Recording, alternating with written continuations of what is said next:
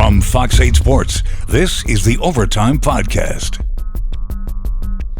From the Fox 8 studios in New Orleans, this is the Fox 8 Overtime Podcast. I am your host, Sean Fazende, riding shotgun. My co-pilot, as he's been the last couple weeks and months, is Andre Johnson Jr. But before we get into today's content, be sure to like, share, rate, review. If you are watching us on YouTube, hit that subscribe button so you get that bell notification when we drop all this wonderful content that I know you all agree with every single word we say. Of course. So, anyway, we have made it to hump day of this. Can you call it the final week of February? Maybe, because it transitions into March. But regardless, we're about to close the door on this month of February and move into March, which is a big month when it comes to the NFL calendar. The NFL has shifted to Indianapolis this week. We discussed this on Monday for the Combine. A lot of meetings taking place. But before I jump into one in particular meeting, I have to ask you, how are you doing today on this Wednesday? I'm sore, Sean. I got sore. back in the gym recently. All right. You know, trying to pump that iron, get swole again. But, lifting these arms right now, that is a chore. All right. Which way is the weight room? Is it that way? Is it this way? Is it that way? Yeah, I think it's that way, right. you know. All right. All right. So, big picture today, there was a meeting that I know, look, the Saints are going to meet with a lot of prospects in Indianapolis. I'm trying to get some information in terms of who specifically that they met with, but one name leaked out that I know y'all are all talking about out there, and his name is Andre Johnson Jr. The Heisman winner. Okay. LSU's finest. Jayden Daniels. The Saints met with Jayden Daniels in Indianapolis. Now, Jeff Ireland, the assistant general manager, he spoke a little bit on that meeting today.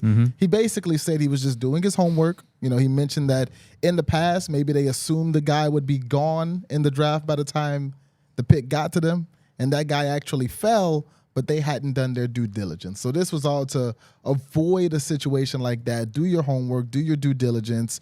You know, maybe you look back on this later. And just to note, Jayden Daniels didn't just meet with the Saints. He also met with the Giants, the Vikings, the Patriots, the Commanders, Las Vegas, the Chicago Bears, the New York Jets, and the Seattle Seahawks. All of those teams are named outside of Seattle with a better pick than New Orleans. But Sean, big deal, little deal, what are you making of the Saints meeting with the Heisman winner from LSU? It settles it. They want to draft Jayden Daniels. Don't you see this? They want to draft Jayden Daniels. It's obvious. That's who they want. They're done with Derek Carr. They're going for Jayden Daniels. Woo. Woo. All right. So let's break this down. Back to reality a little bit. This is the Saints' way of doing their proper homework, doing their proper due diligence. They're going to treat every position with the proper respect it deserves. They're going to treat every prospect with the proper respect they deserve. Jayden Daniels obviously has a strong connection to the state of Louisiana, played right up the road at LSU, and the Saints know him quite well, and this is a chance to get in front of him for a time. Now, let's also...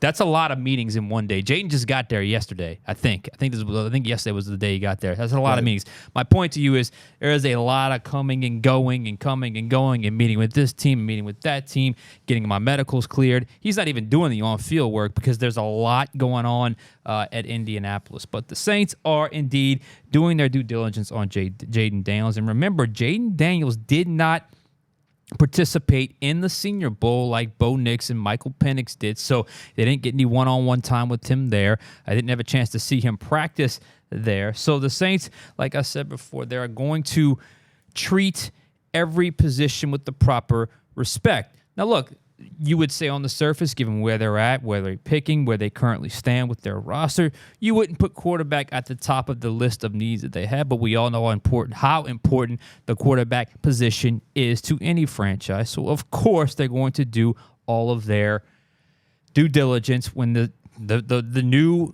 sort of crop of young talent comes out at that position. There's also a long game element to this, and I will give you an example in just a second. I think it was called, I wrote the exact phrase, what he said. Yes, here it is. Jeff Ireland called it, this is our historical document. Yep. This is basically their scouting report, what they got, what their impressions were from their research in their one-on-one meetings with a prospect. this is something that they will continue to go back on because you just never know, what could happen in the draft. Because, look, I have seen a couple mocks where Jaden slips out of the top 5 and top 6 and is around at 7 or 8. And who knows what could happen if there's a bizarre trade that we're not seeing and voila, they had their opportunity to get him. Okay, we'll keep that option there. But I think the more realistic thing to look at is the Saints probably wouldn't draft him or couldn't draft him, wouldn't be in position to draft him, although they probably do love him. But they can play the long game, which is getting the information when these guys come out, because you never know when you might need it. I will give you the example now, because I was in Tampa in 2014, the season finale. It was one of the grossest games I'd ever seen. I was hungover like crazy because our former photographer and myself decided to go out the night before. It was a disaster of a season, but it was a terrible, terrible game. And in the second half of that game, Tampa Bay decides they do not want to pass the ball anymore, despite the fact that they were winning in that game or it was a close game. They decided they do not want to pass it anymore. So it was quite obvious what they were doing. They were trying to get the number 1 overall pick. The number 1 overall pick was Jameis Winston in the 2015 draft. Now, this is the early days of Twitter and social media and all that stuff.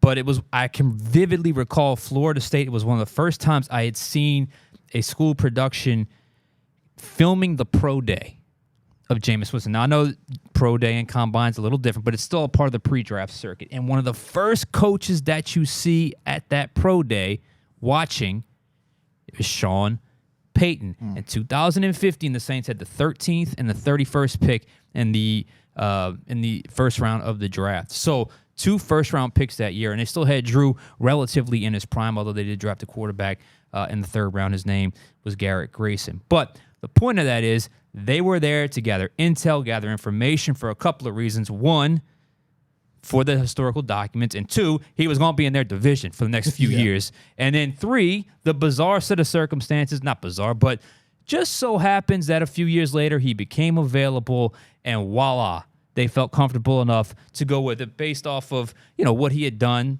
at Tampa, but also they had made a sort of a connection with him earlier. So all this may not seem like a lot on the surface, or may not seem like it is necessary on the surface, but it's all a very important part of the process because, as we know, a lot can change in a very short period of time. In Jameis Winston's case, it was a period of, 4 or 5 years where all of a sudden he's now a member of your organization. Is one of the most beloved players on the team just in terms of locker room and culture and vibing with the city, where he basically, back in 2015, it was either him or Marcus Mariota was going to get drafted, and the Saints had nowhere near were going to ever come close to drafting Jameis Winston, and yet he was able to make it to New Orleans. And look, you can say what you want about his career. He has been a quarterback in New Orleans for 4 seasons. They thought, well, enough of him to bring him here back in 2020? Yeah, 2020. Yeah. And a lot of that homework was done when they met him coming out for the NFL draft. Right, and if you're the Saints and you're at the NFL Combine, it's kind of like, how can you not at least meet with Jayden Daniels? I know Derek Carr is the starting quarterback for the Saints, but the most popular quarterback, you could argue the most popular football player in this state is Jayden Daniels. A lot of LSU fans down here, a lot of LSU fans across Louisiana, obviously. So you've got to at least meet with the guy.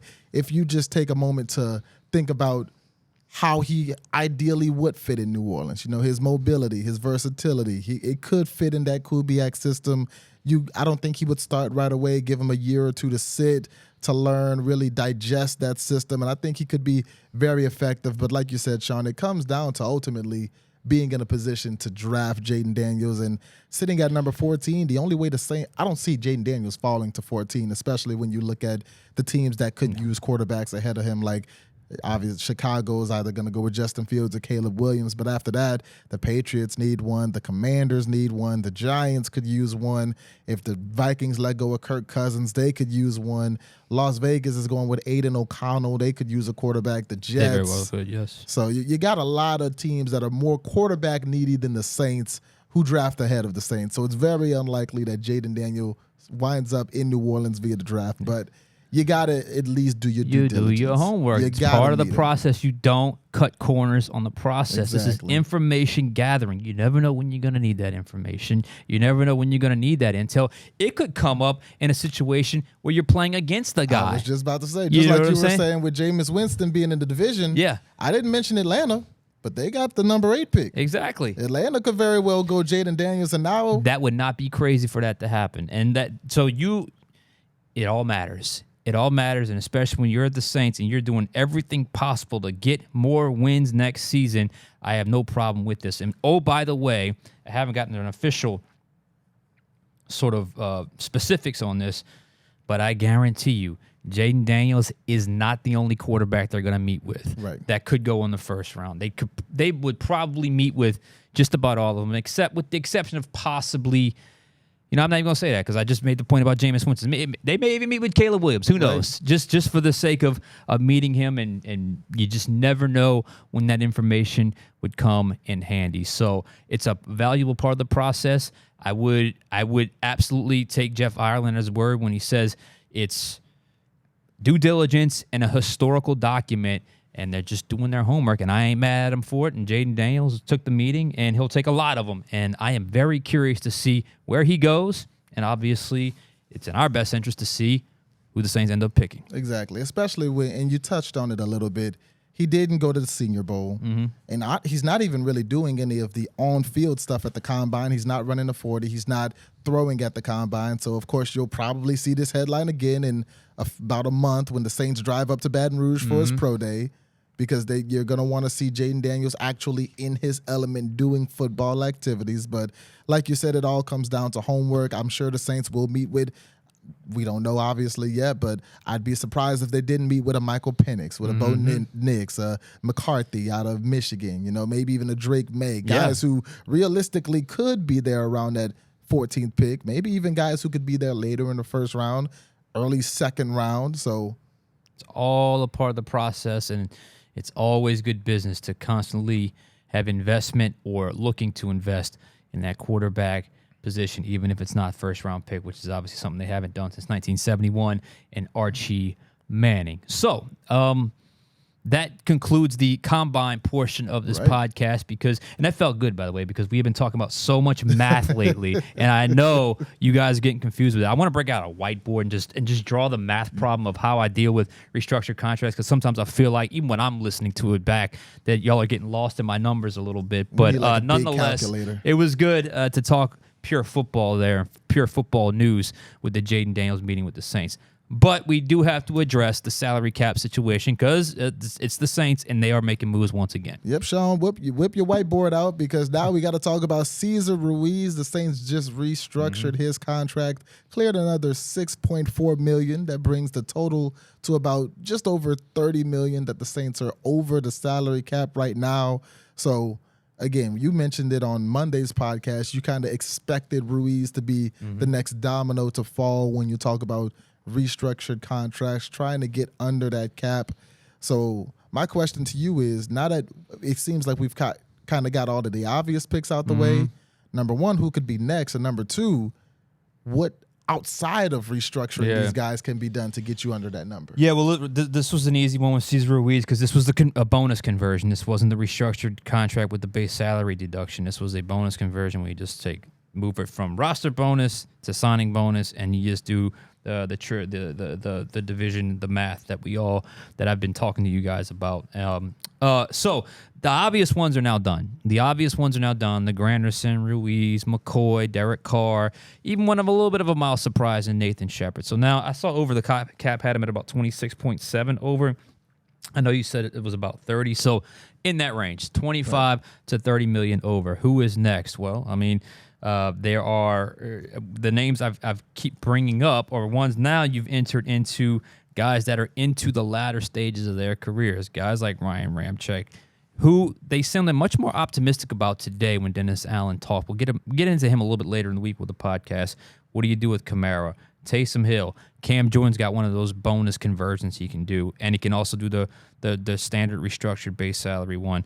And then Tyrann Mathieu or Demario Davis. I said last pod that I wouldn't do all of those guys. And of those guys, I would probably try to keep it at a minimum, maybe to do 4 of those guys, given where they're at in their current careers. So I think that's got to happen to get get them below the threshold to give themselves enough cap space. But we've spent so much time talking about restructured contracts that we haven't even broached the topic of potential cap casualties, which is something that used to be a lot more common until the Saints really got caught with the COVID year, where it basically became more cost-effective to restructure a guy because it created more space than cut a guy. And as we've said this plenty of times, that can lead to older guys staying on your roster longer than you really want to. The problem now is there aren't many guys on the roster where if you cut them, you get a whole lot of cap space by cutting them, because that dead money is added up for so many guys through past restructures. The one guy,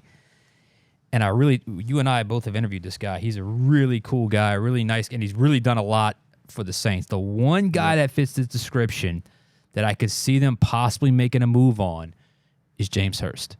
The utility offensive lineman that started at guard. He started at tackle. He's great with us in the media, a very reliable guy, but he is 33. He doesn't have a huge cap number, but if you were to release him, you would save about $4.2 or $4.3 million against the cap, which, he's a guy at that age. It wouldn't be the craziest thing in the world to release a 33-year-old because of salary cap concerns and where he's at in his career. So that would be the one guy that I could look at and say, maybe that's a guy. And there's another really borderline guy, and I do not expect this to happen. But they could get a decent amount of savings if they somehow say goodbye to Peyton Turner. They're about 2.5 or 2.7. And look, you're dealing with a small number there, but nonetheless, if you got to get under, you got to get under. I do not think that's going to happen, but I do think James Hurst is a much more realistic possibility. Yeah, I can see Hurst because, like you mentioned, he's 33. Also, as you said, Peyton Turner, you made so much of an investment in him just with that first-round pick. I doubt you cut him so quickly. 2 other names I jotted down for even less money than Peyton Turner. The first one being Marcus May. Marcus May, you cut Marcus May. We talked about that last pod, yeah. And another one, now, the way I understand it, it has to be post-June 1st, but another name that we could imagine, it would be a shock if he's still around by the time the football season starts, Michael Thomas. If you cut him after June 1st, I believe you get another $1.1 million back as well. Yeah, well, yes, and that's going to happen. You get 2 post-June 1st cuts. One's very likely going to be Michael Thomas. The other is quite possibly going to be Jameis Winston, depending on how they. Right. That was a very strange kind of adjustment to his contract that I still don't quite get. But the only problem with post-June 1st is you don't get that space until June 1st. So those guys stay on your books until June 1st. It doesn't really help you right now when you're trying to sign free agents. So I do think that happens. They're going to use their 2 June 1st cuts, but it's kind of a wash when you talk about the present day need to get under the salary cap. But I do agree. We talked about it last pod. I wouldn't necessarily call him a salary cap casualty. It would be a production casualty for me with Marcus May, even though the savings isn't all that great. So those would be the 3 possibilities. But again, they haven't done this as much because of what I just said. They've gotten caught in this restructure cycle because of the money you save by doing it, as opposed to cutting a guy and taking all that dead money on, and the savings are just a little bit less. But maybe with this added bonus of this extra $15 million, perhaps they can, like we said last pod, pay a little bit more off on the credit card, pay a little bit more off on the student loan to get this thing back down. Well, if you cut James Hurst, who's going to block for Jayden Daniels? I don't know. Who are they going to block for the new starting quarterback that they're meeting with? Yeah, absolutely. So, it'll be an interesting couple weeks up ahead. It's getting close. Now that we're getting closer and closer to March, we're talking about the real deal when it comes to free agency, and a lot of wheeling and dealing when it comes to the Saints. Anything else for us today, sir? Nope, that's it for me. Andre Johnson Jr. looking swole today. He got back in the gym. Ooh, that hurts. I never left. I'm gonna be honest with you. I never left. I just kind of maintain, over the years. So see, that's goals right there. That's what you gotta figure it out. When you do that, you kind of can just you don't really get real, that new soreness, if you will, by getting back in the gym. But have fun with your workout tomorrow and the rest of the week, hopefully. For that, we are going to end this podcast now. We'll catch you guys next time on Overtime.